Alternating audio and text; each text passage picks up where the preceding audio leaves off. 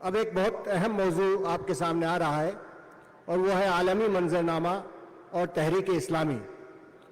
اس موضوع کے لیے میں دعوت دوں گا جناب ایس امین الحسن صاحب جو نائب امیر جماعت اسلامی ہند۔ میں درخواست کروں گا کہ وہ اس موضوع پر اپنے زرعی خیالات کا اظہار فرمائیں۔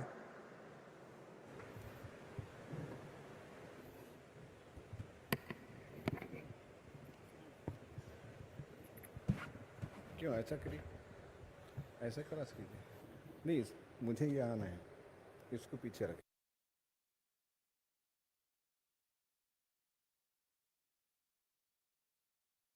ورحمۃ اللہ وبرکاتہ۔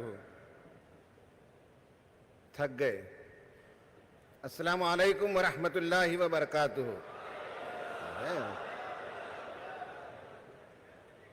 آواز ٹھیک ہے؟ کیونکہ مائک کو میں نے ری ایڈجسٹ کیا ہے۔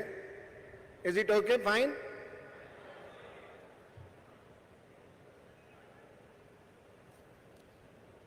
اللہم لک الحمد عدد خلقک ورضا نفسک وزینۃ عرشک ومداد کلماتک۔ اللہم صلی علی سیدنا محمد وعلی آل محمد وبارک وسلم۔ قال اللہ تعالی فی القرآن المجید فأعوذ باللہ من الشیطان الرجیم ان الذین یکفرون بآیات اللہ ویقتلون النبیین بغیر حق ويقتلون الذين يأمرون بالقسط من الناس فبشرهم بعذاب أليم۔ صدق الله العظيم۔ رب اشرح لي صدري ويسر لي أمري واحلل عقدة من لساني يفقهوا قولي۔ رب يسر ولا تعسر وتمم بالخير سبحانك لا علم لنا الا ما علمتنا انك انت العليم الحكيم۔ گراں قدر محترم سید سعادت اللہ حسینی صاحب امیر جماعت اسلامی ہند، ڈائس پر تشریف فرما جماعت اسلامی ہند کے قائدین، آج کے اس پروگرام میں شریک تحریکی ساتھیوں، راہ حق کے مسافروں، نوجوانوں، بیٹوں اور بیٹیوں، خواتین و حضرات، مجھ سے کہا گیا ہے کہ عالمی منظرنامہ اور تحریک اسلامی کے موضوع پر کچھ اپنے خیالات کا اظہار کروں۔ میں اپنے موضوع کو 4 ذیلی عنوانات کے تحت آپ کے سامنے پیش کروں گا۔ ایک تو عالمی منظرنامہ پیش کروں گا، اس کا ایک پورا لینڈسکیپ پیش کروں گا کہ دنیا میں اس وقت جو کچھ ہو رہا ہے وہ کیا ہو رہا ہے۔ دوسرا ذیلی عنوان یہ ہوگا کہ اس کو ہم قرآن و سنت کی روشنی میں کس فریم ورک میں دیکھیں گے، یہ میرا دوسرا ذیلی موضوع ہوگا۔ پھر اس کے بعد حالات کبھی کبھی نوجوانوں کو بالخصوص مایوس کر دیتے ہیں، ان کا عزم و حوصلہ کمزور ہونے لگتا ہے۔ ہمیں حالات میں قرآن کیا سبق لینے کی تعلیم دیتا ہے، یہ تیسرا ذیلی موضوع ہوگا۔ اور چوتھا موضوع ہوگا ذیلی موضوع، وہ تحریک اسلامی ہند، اسے کیا کرنا چاہیے اس عالمی پس منظر میں، عالمی منظرنامے میں۔ اور ہر ذیلی موضوع کے تحت انشاءاللہ میں 4 نکتے بیان کروں گا۔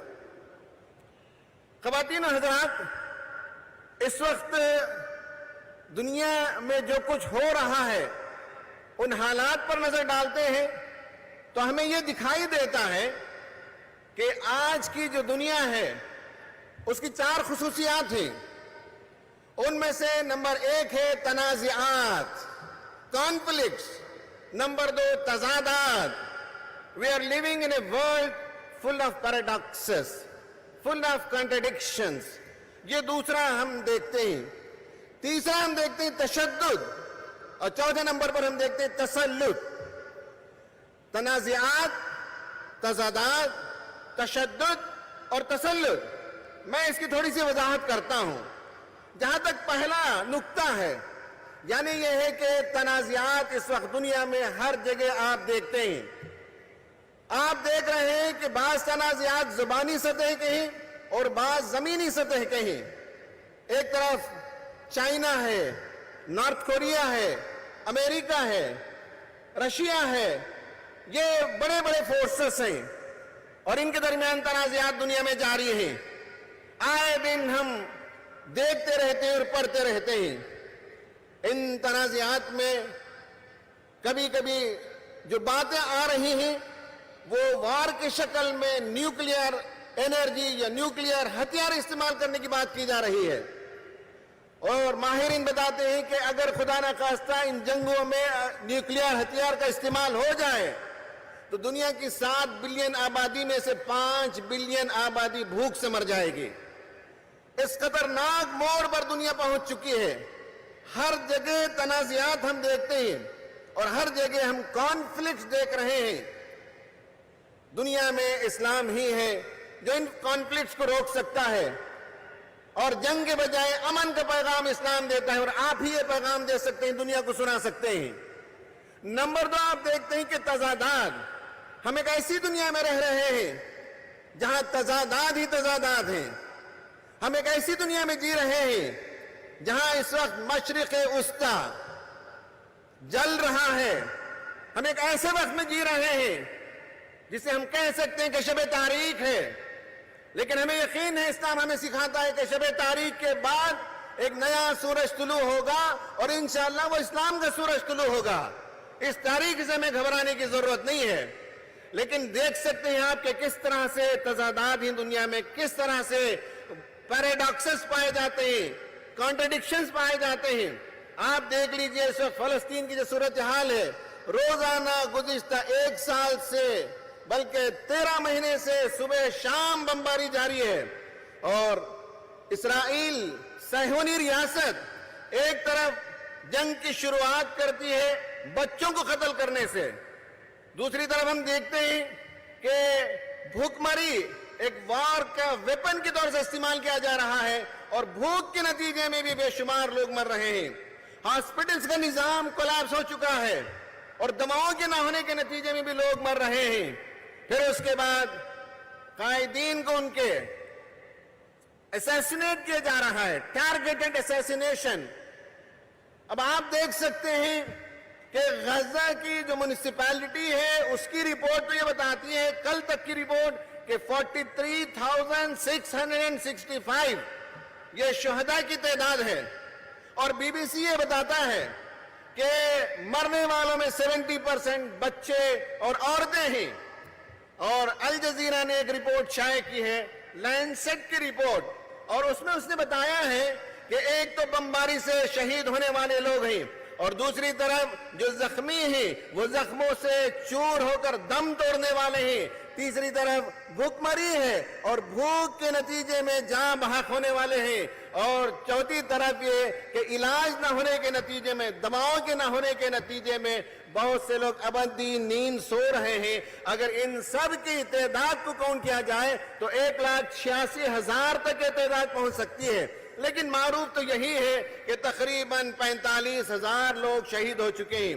اور دوسری طرف آپ دیکھیے کہ اسرائیل لگاتار ظلم کرتا چلا جا رہا ہے، نئے نئے ہتھیار آزما رہا ہے. اور آپ کو معلوم ہوگا کہ یہ جو ہتھیار کی تجارت ہے اور ویپنز بنانے کی جو انڈسٹری ہے ان کا ایک بہت بڑا رول ہوتا ہے. وہ نئے نئے بمز بنا رہے ہیں اور نئے نئے تجربے کر رہے ہیں اور عجیب عجیب قسم کے میزائل سے. کوئی میزائل پین کے سائز کا ہوتا ہے، ڈرون مکھی کے سائز کا ہوتا ہے. اور اس ڈرون کے ذریعے سے کار میں بیٹھے ہوئے ایک شخص کو اٹیک کیا جا سکتا ہے. ٹنگسٹن میٹیریل کے پین کی طرح میزائل استعمال کیے جاتے ہیں. اور آپ کو لگتا ہوگا کہ یہ جنگ جاری ہے، نہیں، بلکہ فلسطین ایک لیبارٹری ہے جہاں نئے نئے بم ہیں، جو ہتھیار ہیں وہ آزمائے جا رہے ہیں اور ان کی جیسے لیب میں رپورٹ تیار کرتے ہیں، اس کے پرفارمنس کو جیسے ناپا جاتا ہے، اس پرفارمنس کی رپورٹ تیار کی جاتی ہے تاکہ وار انڈسٹری کا فائدہ ہو اور ان ہتھیاروں کو دنیا میں بیچا جائے. تو ایک طرف امریکہ جنگ بندی کی بات کرتا ہے، دوسری طرف آپ دیکھتے ہیں کہ اسرائیل کو وہ کمک پہنچا رہا ہے۔ ایک طرف تو بچے مر رہے ہیں، اس کا رونا رویا جاتا ہے، اور دوسری طرف نئے نئے ہتھیار فراہم کیے جا رہے ہیں۔ ایک طرف امریکہ ہیومن رائٹس کی بات کرتا رہا، یورپ اور انگلینڈ اور جرمنی اور فرانس، یہ سب لوگ دنیا میں ہیومن رائٹس کے چیمپئن بنے پھرتے رہے، لیکن آج معلوم ہوتا ہے کہ انسانوں کے ساتھ، ان کی جانوں کے ساتھ، بچوں کے ساتھ، عورتوں کے ساتھ کس طرح کا کھلواڑ کر رہے ہیں۔ گویا کہ وہ جو نقاب انہوں نے اوڑے رکھا تھا، وہ نقاب کو اٹھا دیا گیا اور ان کا کریہ چہرہ دنیا کے سامنے نظر آ رہا ہے۔ یعنی باتیں تو وہ ہیومن رائٹس کی کرتے ہیں، باتیں تو جمہوریت کی کرتے ہیں، اور باتیں تو وہ یو این او کے ذریعے سے جو قوانین بنائے جاتے ہیں اس کے امپلیمنٹیشن کی باتیں کرتے ہیں، لیکن دوسری طرف اسرائیل تمام عالمی قوانین کو توڑتا چلا جا رہا ہے۔ امریکہ کہتا ہے جب بھی کوئی واقعہ ہوتا کہ Israel has a right for self defence, لیکن دوسری طرف Palestinians to have a right for resistance, اس کو مانا نہیں جاتا۔ یہ آپ تضاد کھلے طور پر دیکھ رہے ہیں، ہیومن رائٹس کا تضاد، ریزسٹنس کا تضاد، اور یہ ڈیموکریسی کا تضاد، مختلف موضوعات پر آپ تضادات ہی تضادات دیکھتے ہیں۔ دو پیمانے ہیں، ایک پیمانہ اپنے لیے، ایک پیمانہ مسلمانوں کے لیے، ایک پیمانہ اسرائیل کے لیے، ایک پیمانہ فلسطین کے لیے۔ یہ تضادات کی دنیا ہے جو ہم دیکھتے ہیں۔ اور آپ کو میں یہ بات بتاؤں کہ جنگیں کیوں جاری ہیں اور جاری کیوں رکھی جا رہی ہے۔ تین قسم کے لوگوں کا نیکسس ہوتا ہے۔ نمبر ایک ہے کہ وار کے ویپنز بنانے والی انڈسٹریز ہوتی ہیں، دوسری طرف جنگوں کے ذریعے سے بڑی بڑی جو کمپنیاں، ملٹی نیشنل کارپوریشنز ہوتے ہیں، ان کے لیے منڈیاں تیار کرنا ہے، ان کے لیے بازار چاہیے، ان کے لیے ممالک کو کھولنا ہے، اور تیسری طرف میڈیا ہے جس کا مفاد ہے، اور میڈیا کے ذریعے سے ظالم کو مظلوم اور مظلوم کو ظالم بنا کر پیش کیا جاتا ہے، اور مسلمانوں کو دہشت گرد بنا کر پیش کیا جاتا ہے، اور جو ریئل ٹیررسٹ ہیں انہیں گویا کہ امن کا مسیحا بنا کر پیش کیا جاتا ہے۔ یہ تضادات بھی آپ نوٹ کر سکتے ہیں عالمی منظرنامے میں۔ یہ دوسرا وہ نقطہ ہے جسے فراموش نہیں کیا جانا چاہیے۔ تیسرا نقطہ ہے وہ ہے تشدد۔ یہ جو کانفلکٹ ہے وہ تو جنگوں کی سطح پر ہے، ممالک کی سطح پر ہے، لیکن آپ دیکھتے ہیں کہ وائلنس، بالخصوص مسلم کنٹریز کے اندر وائلنس، یمن کو آپ دیکھ لیجئے، ملک شام کو دیکھ لیجئے، آپ سوڈان کو دیکھ لیجئے، دنیا کے مختلف ممالک میں جو تشدد پایا جاتا ہے اس کے پیچھے بنیادی طور پر جابرانہ نظام ہے، تسلط کا نظام ہے، اور متشدد نظام ہے، جبری قوانین پائے جاتے ہیں۔ جن ممالک میں آزادی نہیں ہوگی، جبری قوانین ہوں گے اور مسلط ہوں گے لوگ، وہاں تشدد ڈیولپ ہوتا ہے، اور بالخصوص اسلام اور اسلامی تحریکوں کو نشانہ بنایا جا رہا ہے۔ یہ تیسرا نقطہ ہے تشدد۔ اور چوتھا ہے تسلط۔ تسلط کا معنی ہے بیسیکلی کچھ لوگوں کے ہاتھ میں پاور آ جائے، جیسے اولیگارکی کہتے ہیں۔ اولیگارکی کا مطلب ہوتا ہے کچھ اشخاص ہوتے ہیں، کچھ کمپنیاں ہوتی ہیں، یا پارٹی کے کچھ کلوز گروپ کے لوگ ہوتے ہیں جو اقتدار کو سنبھالتے ہیں اور دنیا کی ساری دولت کو سمیٹتے ہیں، چوستے چلے جاتے ہیں، اور ان پیسوں سے وہ ہمیشہ حکمرانوں کو خریدتے ہیں، ان کے الیکشن میں فنڈنگ کرتے ہیں۔ جب الیکشن میں فنڈنگ کرنے کے نتیجے میں ان کا پسندیدہ حکمران منتخب ہو کر آتا ہے تو پالیسی وہ بناتا ہے جو یہ کارپوریشنز کے لوگ چاہتے ہیں۔ اولیگارکک گورنمنٹ کہا جاتا ہے۔ اس میں چائنا بھی اولیگارکک ہے، اس میں رشیا بھی اولیگارکک کنٹری ہے، اس میں وینیزویلا بھی اس فہرست میں آتا ہے، کوریا بھی اس فہرست میں آتا ہے، یوکرین بھی اس فہرست میں آتا ہے، اور بدقسمتی سے ہمارا ملک بھی اسی راستے پر چلا جا رہا ہے۔ اور اولیگارکی یہ کنٹرول کرتے ہیں، یہ بڑی جو سرمایہ دار کمپنیاں ہوتی ہیں یہ حکومتوں کو کنٹرول کرتی ہیں، اور حکومتوں کی پالیسیاں وہاں سے ڈکٹیٹ ہوتی ہیں۔ یہ چوتھا تے ہے۔ پہلا تے میں نے بتایا تنازعات، دوسرا تے بتایا میں نے تضادات، تیسرا ہے تشدد، اور چوتھا ہے تسلط۔ یہ پہلا منظرنامہ ہے جو میں نے آپ کے سامنے اختصار کے ساتھ پیش کیا ہے۔ اب اس پس منظر کو ہم قرآنک فریم ورک میں دیکھیں گے، ہم اسلامک فریم ورک میں دیکھیں گے، ہم تحریک فریم ورک میں دیکھیں گے، تو ہمیں معلوم ہوتا ہے کہ جہاں آپس میں لڑائیاں ہیں، جہاں کانفلکٹ ہیں، جس میں اسلام اسٹیک ہولڈر نہیں ہے، قرآن ہمیں اسے ایک دوسرے نقطہ نظر سے دیکھنا سکھاتا ہے۔ وہ حق و باطل کے کشمکش نہیں ہے، وہاں تعمیر اور تخریب کو دیکھا جائے گا، وہاں صلح اور فساد کو دیکھا جائے گا، کون صلح کرنے والا، اصلاح کرنے والا، تعمیر کرنے والا، اور کون فساد۔ یہ ایک فریم ورک ہے جس میں دنیا کے حالات کو ہم دیکھیں گے۔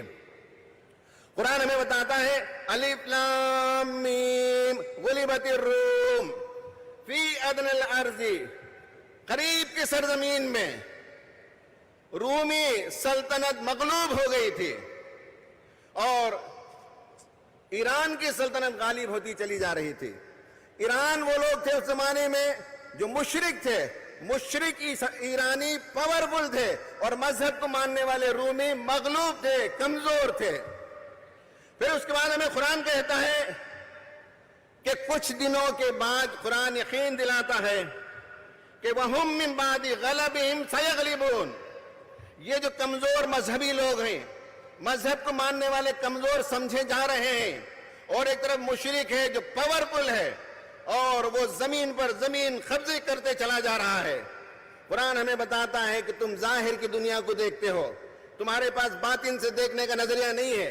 ہم جانتے ہیں کہ آگے کیا ہوگا، اور کچھ ہی دنوں کے بعد قرآن نے کہا یعنی 8-10 سال کے اندر مذہبی رومی غالب آ گئے، اور مشرک جو ایرانی تھے، مجوسی تھے، وہ مغلوب ہو گئے۔ اس میں تفسیر کی کتابوں کا مطالعہ کیجئے، اور خاص کر مولانا مودودی رحمۃ اللہ علیہ کی تفسیر کو دیکھیں تو آپ کو پتا چلے گا کہ اس میں جو حکمت کی باتیں ہیں آج کے زمانے میں سے اپلائی کیا جا سکتا ہے۔ یہ نہ کیجئے کہ ایران کی جگہ کسی ملک کو رکھ دیجئے اور روم کی جگہ کسی اور ملک کو رکھ کر تفسیر کو پڑھیں، ایسا نہیں ہے، بلکہ اس سے حکمت نکالیں گے تو معلوم ہوتا ہے کہ جو انوینسیبل سمجھے جاتے ہیں، جو ناقابل شکست سمجھے جاتے ہیں، اللہ تعالیٰ ان کی کمر توڑ دیتا ہے اور وہ دھڑام سے زمین پر آ جاتے ہیں، اور جن کو ہم کمزور سمجھتے ہیں اللہ تعالیٰ ان کو پراپ اپ کر کے کھڑا کر دیتا ہے، اٹھا کر کھڑا کر دیتا ہے۔ بعید نہیں کہ آج کی دنیا میں مذہب کے ماننے والے، تحریک کے ماننے والے، اللہ پر یقین رکھنے والے اگر کمزور پائے جاتے ہیں تو وہ دن دور نہیں کہ اللہ تعالیٰ انہیں غلبہ عطا کرے گا، اور جن کو ہم انوینسیبل سمجھتے ہیں، جن کو ہم پاورفل سمجھتے ہیں، اللہ تعالیٰ ان کو کیفر کردار تک پہنچائے گا، اور بری طرح سے وہ شکست سے دوچار ہوں گے، وہ دن دور نہیں ہے۔ تو قرآن ہمیں یہ نقطہ نظر دیتا ہے، سورہ روم کا مطالعہ کریں۔ خاص کر مولانا مودودی رحمۃ اللہ علیہ نے لکھا ہے کہ جب ایرانی بادشاہ ملک پر ملک فتح کرتے ہوئے جا رہا تھا تو فلسطین پہنچا، وہاں فلسطین میں اس نے 90,000 فلسطینیوں کا قتل عام کیا۔ اس زمانے میں فلسطین رومی بادشاہ کے تحت تھا، لیکن کچھ دنوں کے بعد رومی بادشاہ پاورفل ہوا اور ایرانی سلطنت شکست سے دوچار ہو گئی، ریخت تو شکست سے دوچار ہو گئی، اور ایرانی سلطنت ختم ہو گئی۔ تو پہلا فریم ورک ہمیں اسلام دکھاتا ہے کہ اللہ تعالیٰ کے ہاں کچھ منصوبے ہوتے ہیں، اس کی لاٹھی میں آواز نہیں ہوتی ہے، اس کے ہاں دیر ہے لیکن اندھیر نہیں ہے، اور جسے تم مغلوب سمجھتے ہو، جسے تم کمزور سمجھتے ہو، اللہ تعالیٰ جب چاہے گا انہیں اٹھا کر کھڑا کرے گا، اور جنہیں تم پاورفل سمجھتے ہو وہ انشاءاللہ نیست و نابود ہوں گے، برباد ہوں گے۔ یہ ہمیں قرآنی نقطہ نظر سے معلوم ہوتا ہے۔ نمبر 1، دوسرا فریم ورک ہے حق و باطل کی کشمکش۔ اس وقت ارض فلسطین میں جو کچھ ہو رہا ہے وہ حق و باطل کی کشمکش ہے۔ اسرائیل کو کوئی حق نہیں تھا، لیکن اسرائیل وہاں آ کر براجمان ہوا، یو این او نے زمین کی تقسیم کی، 52% اسرائیل کو دیا اور 48% فلسطین کو دیا۔ فلسطین کے 2 ٹکڑے کر دیے، ایک ویسٹ بینک بنا دیا، ایک غزہ بنا دیا، لیکن یہ جو 48% زمین تھی اس میں بھی اسرائیل مداخلت کرتا چلا گیا، اور آج جسے ہم ویسٹ بینک کہتے ہیں وہاں تقریباً 100 سے زیادہ کالونیز بنے ہوئے ہیں۔ اگر آپ دی آئرن وال نام کی ڈاکومنٹری دیکھیں گے تو آپ کو پتا چلے گا کہ جسے ہم ویسٹ بینک کہتے ہیں بیسیکلی وہ بھی اسرائیل ہی کا حصہ ہے، آکوپائی کرتا ہوا چلا جا رہا ہے۔ اور آج صورتحال یہ ہے کہ فلسطین جن کو یو این او نے 48% زمین دیا تھا ان کے پاس 10-12% زمین باقی رہ گئی اور ساری زمین کو قبضہ کرتا چلا گیا۔ تو دنیا کا کوئی قانون آکوپائر کو رائٹ نہیں دیتا سیلف ڈیفنس کا، جبکہ امریکن ہر صدر کہتا ہے کہ Israel has got a right for self defence. جو آکوپائی کرنے والا ہو، جو گھس پیٹی ہو، اس کا کوئی حق نہیں بنتا ہے، اور جس کا گھر ہو اسے حق بنتا ہے کہ مار کر بھگائے گھسنے والے کو۔ تو آپ دیکھتے ہیں کہ جو حق و باطل کی کشمکش اس وقت دنیا میں جاری ہے، اس حق و باطل کی کشمکش میں اس کو آپ اچھی طرح سے سمجھ لیں، وہ یہ ہے کہ اللہ تبارک و تعالیٰ نے جب حضرت آدم علیہ السلام کی تخلیق فرمائی تو فرشتوں نے 2 سوال کیا۔ अतजअलु फीहा मन युफ्सिदु फीहा व यस्फिकु दिमाअ। फरिश्तों ने पूछा कि क्या एक ऐसी मखलूक को दुनिया में भेजेगा जो जाकर वहां खून खराबा करेगा, वहां जाने के बाद वो फसादात करेगा।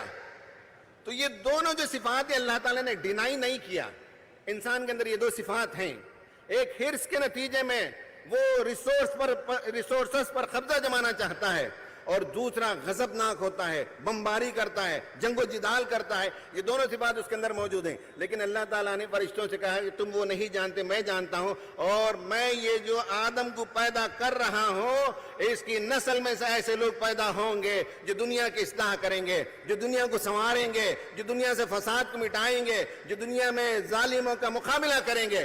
कुरान ने जो मंजर कशी की है, आज हमें मालूम होता है कि शैतान के जो चेले चांटे हैं, शैतान के जो शागिर्द हैं, बिल्कुल वो इसराइल और उसके साथी नजर आते हैं। और अल्लाह ताला ने जो हजरत आदम की सुल्ब से पैदा होने वाले नेक और साले इंसानों का तस्करा किया, वो आज फलस्तीनी लोग हैं जो हमारे सामने नजर आते हैं। और उनकी कुर्बानियों के नतीजे में कितनी बड़ी तादाद में लोग इस्लाम कबूल कर रहे हैं, औरतें इस्लाम कबूल कर रहे हैं, और उनकी शुजाअत, उनकी हिम्मत, उनके इस्तिकामत को सलाम करना जी चाहता है। कुरान ने बताया कि ये कैसे लोग हैं। इनके बारे में कुरान ने कहा, फमा वहनु लिमा असाबहुम फी सबीलिल्लाहि वमा ज़ऊफु वमा इस्तकानु वल्लाहु युहिब्बुस साबिरीन। ये ऐसे लोग हैं जो डरे नहीं, जो दबे नहीं, जो बिके नहीं, जिनके कदम पीछे नहीं हटे, साबित कदमी के साथ इस वक्त दुनिया में जमे हुए, हक का परचम बुलंद किए हुए। इंशाअल्लाह जरूर उनकी कोशिशें आएगा नहीं जाएंगे, और हक गालिब आएगा और बातिल शिकस्त से दो चार होगा। कुरान हमें एक दूसरा फ्रेमवर्क देता है हालात को देखने के लिए।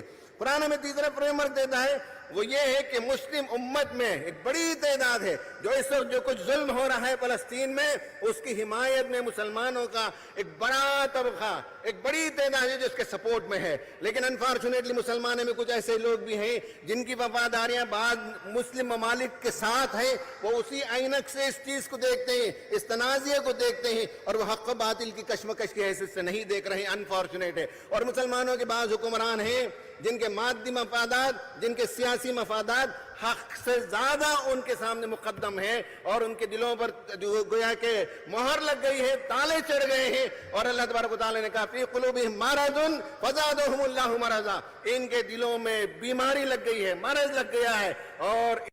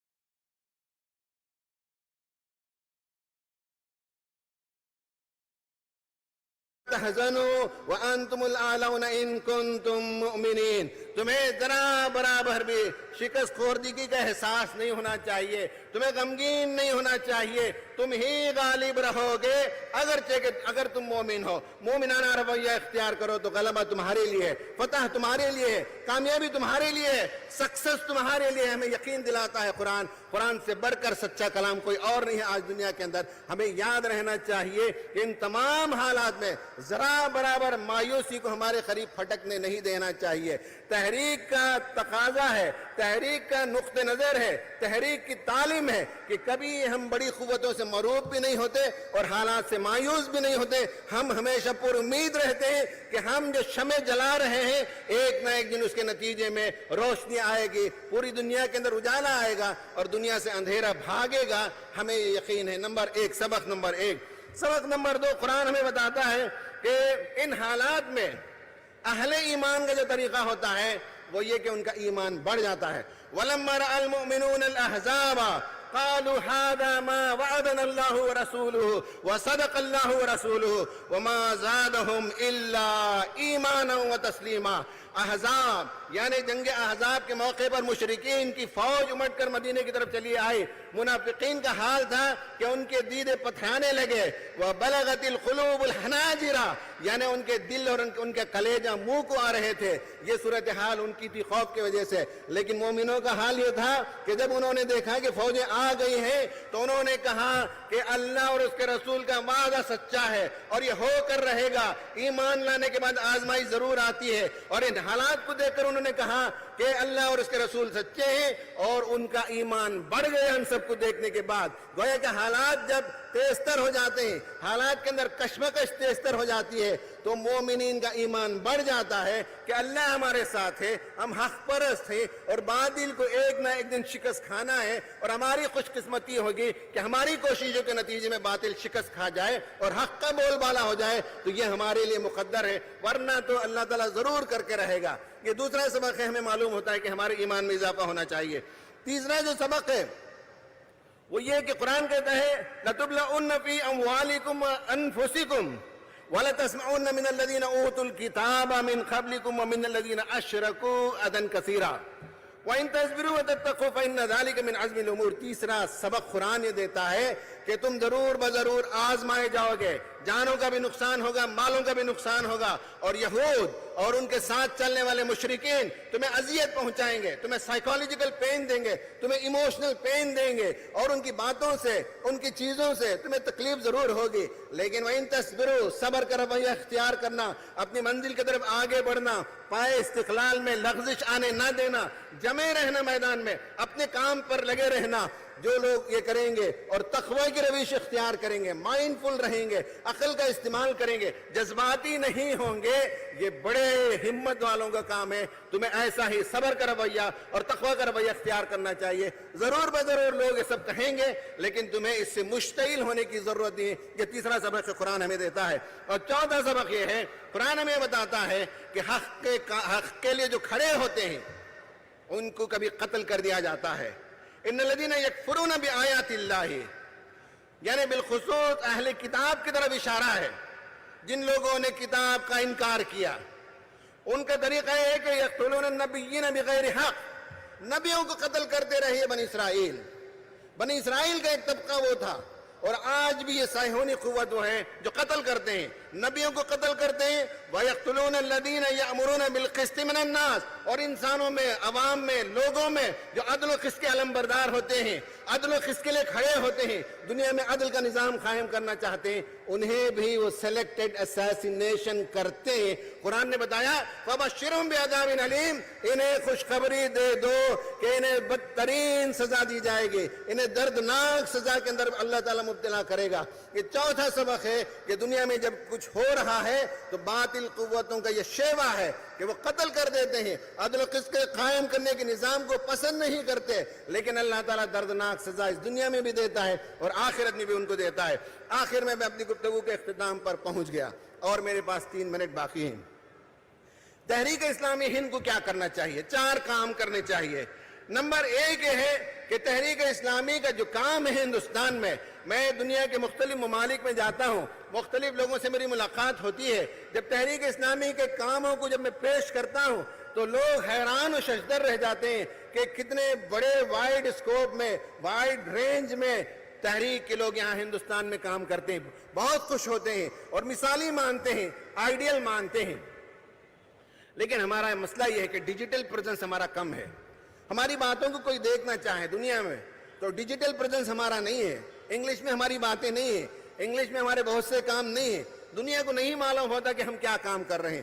ہم چاہیں گے جیسے ابھی عیسائیوں کے صدر تنظیم نے کہا, نئی نسل میں سے یہاں جو لڑکے ہیں, یہاں جو لڑکیاں بیٹھی, انہیں معلوم ہونا چاہیے کہ انہیں آگے بڑھنا ہے اور گریٹ اسپیکرز بننا ہے, گریٹ رائٹرز بننا ہے, گریٹ آرٹسٹ بننا ہے, یوٹیوبرز بننا ہے, انفلوئنسرز بننا ہے, گریٹ پرسنالٹیز بننا ہے. اس کے لیے ٹیلنٹس کو پیدا کرنا پڑے گا, اس کے لیے اپنے اندر صلاحیتوں کو پیدا کرنا پڑے گا, وقت کا ضیاع کرنے سے بچنا پڑے گا. تب چل کر انشاءاللہ یہ جو نئی نسل ہے, ان سے تحریک اسلامی کا عالمی پریزنس اور نیشنل اور انٹرنیشنل لیول پر اور ڈیجیٹل پریزنس میں اضافہ ہوگا, اور ڈیجیٹل فٹ پرنٹ پیدا کرنے کی ضرورت ہے. نمبر 1. نمبر 2 یہ ہے کہ ہمیں بہترین ماڈلز بنانی چاہیے. اسکول کا ماڈل بہترین, انٹرسٹ فری بینکنگ کا بہترین ماڈل, ہاسپٹلز کا بہترین ماڈل, ایسے ماڈلز جو یہاں کے ہندوستان کے باشندے بھی آ کر دیکھیں تو کہیں ہم بھی ہاسپٹل چلاتے ہیں, آپ بھی چلاتے ہیں, لیکن آپ کا ہاسپٹل اس سے شاندار ہے. یہ تیسرا ہے. اور چوتھا یہ ہے کہ ہمیں آلٹرنیٹیوز جو ہے سائنس میں اور اکنامی میں اور سوشیالوجی میں اور ڈیفرنٹ سبجیکٹ میں ہمیں آلٹرنیٹیوز پیدا کرنے اور دنیا کے سامنے پیش کرنے کی ضرورت ہے. اللہ تعالیٰ سے دعا ہے کہ عالمی حالات میں اسلام اور مسلمانوں کو غلبہ عطا فرمائے اور باطل کو اللہ تعالیٰ شکست سے فاش نصیب فرمائے, اور تحریک اسلامی کو اور بالخصوص کی نئی نسل کو خوب جی جان کے ساتھ کام کرنے کی توفیق عطا فرمائے. آمین. وآخر دعوانا ان الحمد للہ رب العالمین. جزاک اللہ خیر.